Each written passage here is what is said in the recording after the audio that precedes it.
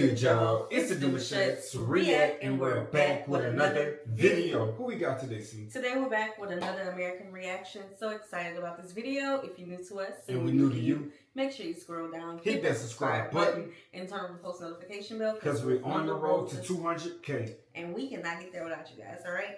Join the family. Without further ado, let's get into the video. Let's get it. What are some of the downsides of being an American, African American in Uganda? The biggest one for me is communication. Yeah, the fact that no one understands my accent, so I have to talk slower, very slow, for them to understand me. Even then, sometimes it don't work. For example, if I tell a guy, "Take me to Motive," Old Port Bell Road, he'd be like, "What, Motive?" And you mean Mo-TV? I'm like, "That's how you pronounce it?" I want to go the Motive. Guy. Yeah, it's normally both. I guess we tend to mix our words together when we talk quick.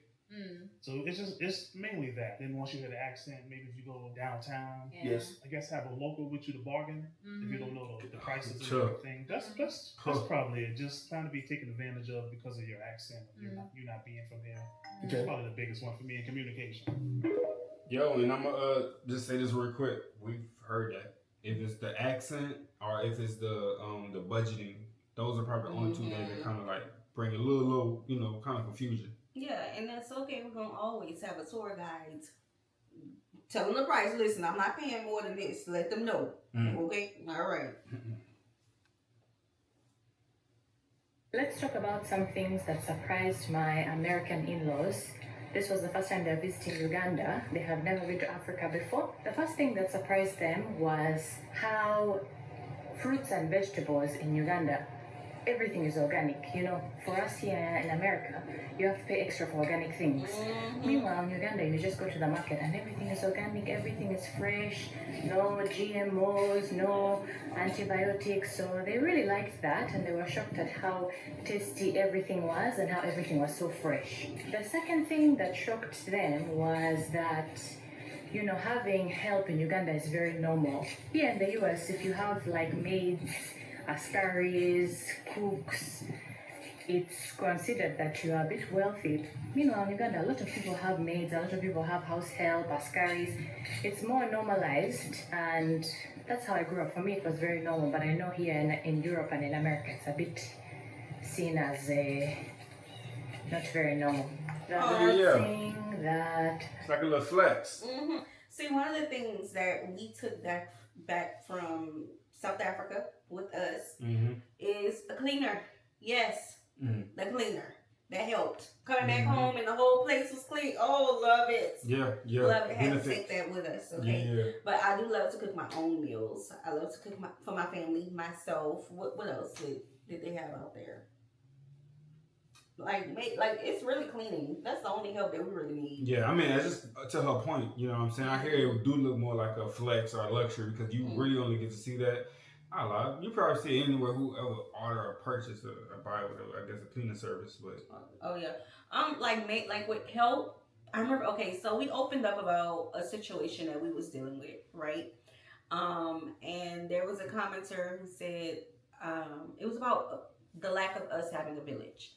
And the commenter said that they wish that we were still there because in African cultures, the village helps. Everybody helps with each other's children and things like that. When it comes to that, I like to be with my kids myself. So it's like, that's not something I need. Now, we call them babysitters here. Like if we needed to go somewhere and, leave the children. But like we have a teenager now, so... Things are working out. Yeah, we'll yeah. Yeah, I feel it. I know where you're coming from with it though. Surprised them was how Ugandan roads, we really don't have rules. Even when I was going to driving school, or even did they teach me how to drive? They just said, go, move forward. Driving in Kampala, in traffic, in town, people don't really obey rules, and it's really normalized. But in Western cultures and in Western societies, you can't do that. So they were shocked at how driving in Uganda is madness.